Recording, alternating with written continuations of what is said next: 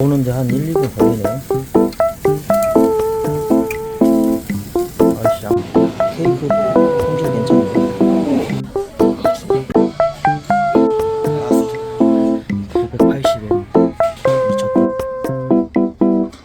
메이플 시럽이네. 조식은 별로 맛이 없었지만 그래도 잘 지내다가 1박 5만원이면 조금 아까 43,000원 했으면 좋겠는데. 심플하게 이렇게 인생 최대 숙박료를 지불하고 나온 나고야 호텔. 무한리필 식사를 위해 조식은 포장했다. 한국에도 무인텔이 생긴 지는 오래됐지만 아직 호텔은 무인 정산이 별로 없는 것 같았다. 오늘의 목표는 품질 좋은 와규를 무제한으로 먹는 것이었다. 위액 분비를 위해서 1시간 거리를 걸어갔다. 여름의 나고야는 손에 꼽히는 무더운 곳이지만 겨울의 나고야는 손에 꼽히기 추운 곳이다. 사계절이 아주 뚜렷하지만 관광거리는 없는 그런 동네였다. 산업도시라 그런지 비수기라 그런지 아주 계획적으로 관광지 보수공사가 활발했다. 한 달 살기를 하면서 눈이 조금만 와도 버스가 멈추고 그랬는데 나고야는 눈이 아주 자주 왔다. 어제 갔다 다시 왔다. 사실 전날 저녁에 갔었는데 영업시간 이슈와 런치 세일 이슈로 이날 다시 방문했다. 다른 와규 무한리필집들과는 다르게 카미무라 목장은 런치에 음료바가 무료였다. 거리가 생각보다 꽤 됐던지라 도착한 시간이 11시가 아니라 11시 40분 정도였다. 멀었다. 들어가면 내가 지금 5성급 호텔에 왔나 싶을 정도로 친절한 서비스와 안내를 받을 수 있었다. 상권이 조금 애매한 곳이라 그런지 12시에 가까워졌지만 손님이 나 혼자였다. 부담스럽지 않게 1인석이 준비되어 있었고 주문도 태블릿으로 주문 가능했다. 눈치가 안 보였다. 나는 이날 혈관이 막힐 작정으로 왔기에 A4 등급 일본산 와규 초고가 세트를 선택했다. 아쉽게도 가격이 가격인지라 우설은 메뉴에 포함이 안 된 것 같았다. 가격은 5,000엔이었다. 아이씨, 한국어로 계속 바꿔야 돼. 한국어가 없어졌어. 한국인이 잘 안 오는 곳이라 그런지 아니면 마탱이가 가버린 것인지 태블릿이 오락가락했다. 이용시간은 100분이었으나 1인 테이블에다가 화력도 센 만큼 시간은 아주 충분하고 넉넉했다. 여기 소스하고 핑크솔트가 있네. 여기 앞접시 이쑤시개. 다른 식당들과 달리 인테리어는 소박하다는 생각이 들었으나 고기 품질은 최상이었다. 한 번에 주문은 4개까지 가능했고 끊어서 무제한으로 바로바로 추가 주문이 가능했다. 참치초밥이나 하나 먹보자. 저거는 진짜 맛없다고 했습니다. 야끼니쿠 집들 특성상 한식 메뉴도 굉장히 많아서나 아프리카식 소금 듬뿍 한식이었다. 느끼한 와규를 많이 먹기 위해 순두부 육개장 시켰다가 속 뒤집힐 가능성이 아주 큰 맛이었다. 샐러드 바는 아주 정갈하게 되어 있었으나 종류는 딱 고기와 곁들이기 좋은 것들 위주로 준비되어 있었다. 특히 와사비, 겨자도 함께 있어서 무제한으로 들어갈 것이라 착각을 했다. 아주 정갈하게 음식들이 준비되어 있었고 태블릿으로도 일부 디저트 주문이 가능했다. 커피와 우롱차, 아이스크림도 준비되어 있었는데 싸구려 비주얼과는 달리 최고급 맛이었다. 지금 보이는 음료와 아이스크림은 원래 500엔은 내야 하나 점심 방문 시 무료였다. 자리가 너무 좁다. 시험삼아 주문한 4가지 고기가 자리에 오니 이미 도착해 있었다. 생각보다 빨리 왔다. 둘이 온다면 역할 분담을 해서 대기 없이 아주 야무지게 주문할 수 있는 시스템이었다. 생각해보니 앞서 방문했던 집들의 경우는 QR로 주문했었는데 태블릿이 훨씬 더 편리했다.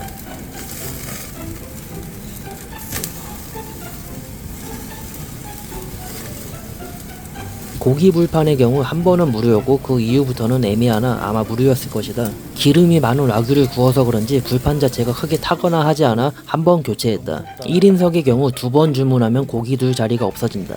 자리 배치 생각하면 시켜야 했다. 뭐야 씨. 1인분에 2점씩이야? 와, 색깔 죽인다. 속전속결로 최대한의 양을 쑤셔 넣기 위해서 무자비하게 고기를 추가 주문해댔다. 돼지고기도 상당히 맛있을 것 같아서나 아무래도 본전을 뽑기 위해 소만 시킨 게 좀 아쉬웠다. 아, 이거는 괜히 시켰다. 저걸 시켜야 되는데. 중간에 느끼해서 지방이 적은 부위를 시켰으나 큰 실수였다. 존나 질겨서 먹기 힘들었다. 10인분 넘게 먹으면서 야 죽인다를 남발하며 무지하게 먹어댄다. 그만큼 맛있었다. 무한리필이어도 A4 등급이면 한우 1플러스급이다. 웬만한 성인 남자들은 여기 오는 게 이득이다. 일본에서도 요새 고물가로 인해 무한리필집이 많이 없어지던데 정말 슬픈 일이 아닐 수 없다. 비주얼만 보면 정말 초일류 돌솥 비빔밥처럼 보였으나 막상 입구멍에 넣어보니 을왕리 바닷물보다도 짠 비빔밥이었다. 고기랑 곁들이지 못할 정도로 혀만의 맛이었다. 소태 아니야 이거? 한국에서 흔히 하는 저울치기, 바꿔치기가 없는 일본의 무한리필 타베오다이였다. 이거는 맛에 음미하면서 먹어야 맛을 음미하면서 먹기에는 이미 30점 넘게 밑속에 들어간 상태라 미각이 상실되기 직전이었다. 하미무라 목장 바로 앞전에 방문했던 곳에서는 상큼한 게 있었으나 여긴 중화할 게 없었다. 물론 일본산 기무치와 오렌지, 자몽이 있었는데 그걸로는 택도 없이 기름을 쓸어내리기 부족했다. 디저트는 별거 없네. 디저트는 아주 단촐해서 엄선한 4가지만 주문해봤다. 너무 배불러서 아이스슈는 남겼다. 태블릿으로 주문을 하다보니 라스트 주문과 이용 시간을 수시로 알려줘 아주 편리했다. 이건 한국과 일본의 싸움이라고 생각하면서 라스트 주문으로 아주 무지막지하게 갈겨버렸다. 그래도 나도 사람인지라 마지막 주문에서는 일본소를 적당히 죽이고 가기로 합의받아 내가 졌다. 이제 안 시킨다. 마지막 고기는 하필이면 아주 이쁘게 지방을 최대한 묻혀나와서 아주 버거운 놈이었다. 가장 얕잡아봐서 마지막에 조금 가져온 싸구려 비주얼 아이스크림 최상급 하겐다즈 맛이었다. 음식을 남기면 벌금이 있는지 없는지 모르겠으나 최대한 테이블을 비우고 떠나왔다. 혐한이 없다. 가격은 세금 포함해서 약 5,000엔이었고 근처 식당들의 쿠폰도 영수증과 함께 주셨다. 이날 소고기를 먹은 뒤로는 한두 달간은 기름진 고기가 생각이 안 났으나 지금 편집을 하면서 보니 아주 군침이 다시 흐를 지경이다. 한국에서는 3만원만 돼도 비싸다고 가질 않고 있는데 이 정도의 서비스와 품질로 나온다면 5만원 정도면 1년에 2번은 갈 것 같은 느낌이다. 오후에는 비행기를 타고 한국으로 귀국해야 하기에 2시간 정도 걸으면서 나고야 여행 마무리를 했는데 뇌에 지방이 껴서 그런가 비행기 놓칠 뻔했다. 올해 4월에는 미니 나고야라고 할 수 있는 히로시마에 5일간 여행을 떠났었다. 나고야가 도요타라면 히로시마는 마츠다로 유명한 도시였다. 그리고 평화에 중독돼 있다. 나고야와 가장 큰 차이점이라면 도시의 크기에 비해서 서양 관광객이 어마무시했다는 점이었다. 정말 나고야와 비슷했던 게 산업도시이면서 B급 음식으로 유명하다는 점이었다. 그래서 그런지 쇼핑하기는 나쁘지 않은 것 같았으나 관광은 2박도 과분할 정도로 없었다. 작년부터 열심히 일본만 오다 보니 이제 흥미거리가 크게 없었다. 당 충전을 위해서 전국 체인인 스윗 파라다이스라는 디저트 뷔페를 찾아갔다. 가성비가 좋은 곳이라고 소문이 자자한 곳이다. 히로시마가 소도시라 있을지 몰랐는데 아주 우연하게 발견하게 되어 바로 돌격했다. 오사카와 도쿄에도 있는데 히로시마는 인구가 작아서 그런지 대도시보다 가격이 비싸고 종류가 적었다. 종류는 크게 3가지였고 런치와 디너, 공휴일 가격이 조금씩 차이가 있었다. 이곳이 가성비가 좋았던 게 1890엔만 내면 식사부터 하겐다즈 아이스크림까지 무제한으로 이용 가능했다. 히로시마 점의 경우 제일 싼 메뉴가 1690엔이었으나 다른 지점은 더 저렴하게 시작이었다. 역시나 무한리필 집이었지만 내가 이런 호사를 누려도 되나 싶을 정도의 서비스 안내를 받았다. 80%는 알아듣지 못했으나 알아듣는 적 대답만 했고 안내받았고 당연 혼밥도 가능했다. 기본으로 감자튀김이 나왔으나 이때 살짝 긴장해서 못 알아들었다. 감튀는 기본이라고 한다. 남자 나밖에 없네.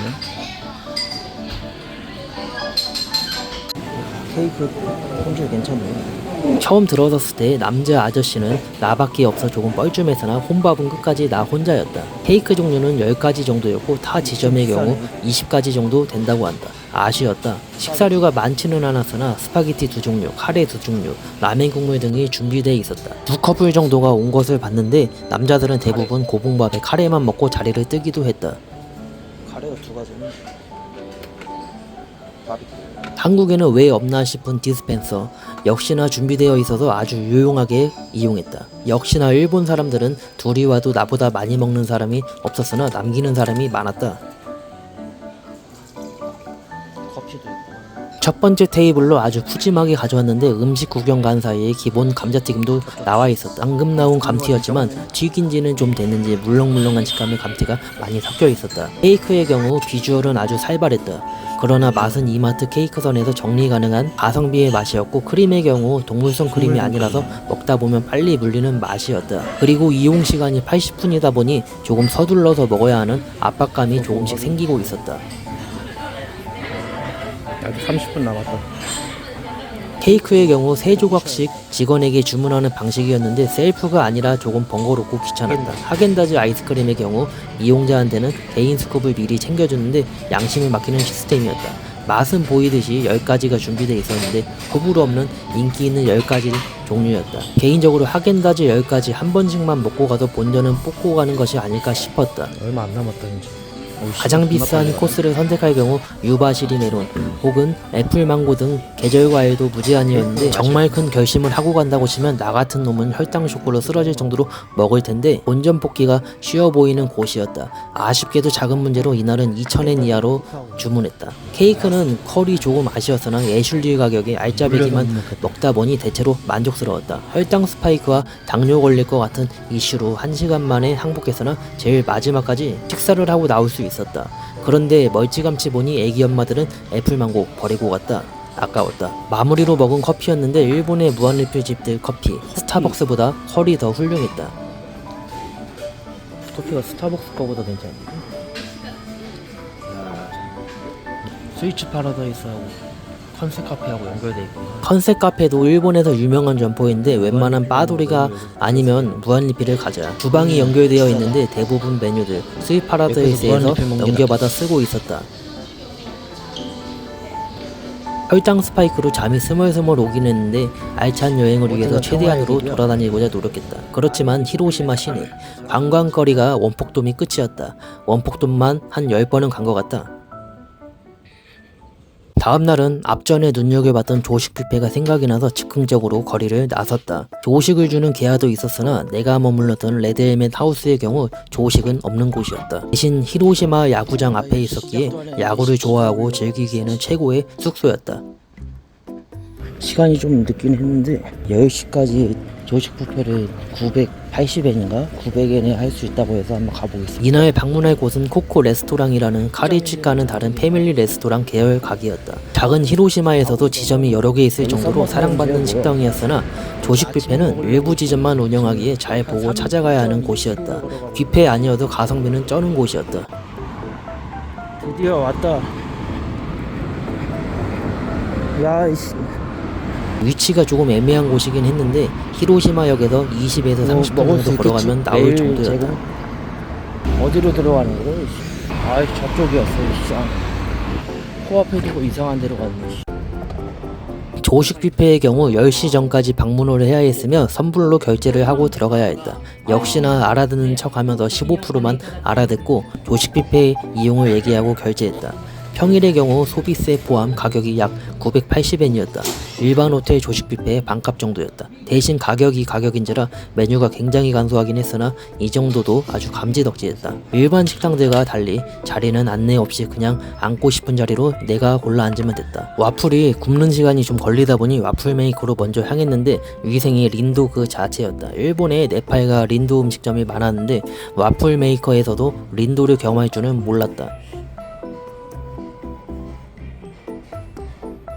린도식 와플 메이커에 정신이 바짝 차려져서 커피와 음료는 똑바로 선택할 수 있었다. 호텔급 커피 머신에 문화 충격을 받았는데 맛도 아주 훌륭해서 2번 충격 먹었다. 주스는 착즙인지 설탕 듬뿍인지 모르겠는데 한국에서 먹던 당근 주스 상위 호환판이었다.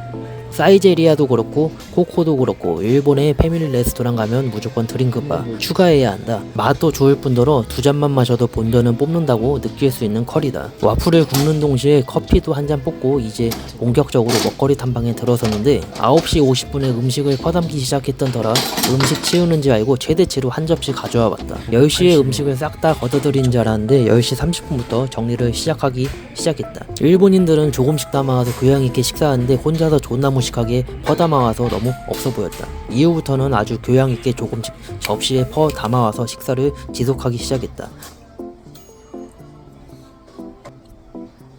가격이 1000엔이 안 하는지라 오믈렛과 베이컨은 없었으나 다른 단백질류는 충분히 준비되어 있었다. 카레와 고등어 조림 등 식사할 거리도 잘 되어 있어서 식사부터 디저트까지 아주 충분했다. 히로시마역 바로 앞에 있었으면 한 번 더 방문했을 텐데 위치가 조금 아쉬울 뿐이었다. 아쉽게도 과일은 없어서 토마토와 풀떼기로 부족한 섬유질과 비타민을 섭취했다. 일본도 그렇고 한국도 그렇고 풀떼기가 생각보다 비싸서 먹을 수 있을 때 많이 먹어둬야 한다. 미트볼과 소시지는 비주얼 대비 맛이 그저 그랬다. 내가 생각한 뽀드득 소시지가 아니었다. 린도식 와플의 경우 찌든 때 이슈로 겉부분은 일부 떼어내고 먹어야 했다. 배탈 날 것 같아. 넉넉하게 11시까지는 식사도 가능했고 먹을 것도 크게 없어서 고민 없이 아주 든든하게 한 끼 처리했다. 와플은 린도식이었으나 맛은 아주 훌륭했다. 딸기잼이 없었으나 고급 메이플 시럽이 있어서 더 고급지게 먹을 수 있었다. 10시 30분 언저리부터는 음식을 치우기 시작해서 적어도 10시 20분부터는 대비를 해야 했다. 10시 30분 이후부터는 음료와 커피만 무한 리필이 가능하다고 생각하면 된다. 아이스 커피는 한 잔 먹고 와야지. 디카페인. 런치 메뉴들도 있었는데 아쉽게 조식 뷔페를 놓쳤다면 런치 메뉴들로 눈길을 돌리자. 한국의 패밀리 레스토랑들과 달리 일본은 가성비 메뉴가 아주 질비해서 즐기기 좋다. 한국에서는 분위기 좀 타고 싶어 가는 느낌과 달리 일본은 한 끼 때우러 가기 좋은 가성비 느낌이었다. 까르보나라. 혈당 스파이크가 아주 강하게 왔지만 커피 2잔 스트레이트로 들이켜서 잠에서 헤어나왔다. 소화를 시켜야 하는데 히로시마 볼거리가 너무 없다. 일본에서 맛있는 거 먹는 것도 좋지만 한 끼 정도는 무한리필 가성비 있게 한 번씩 도전해보세요. 짠.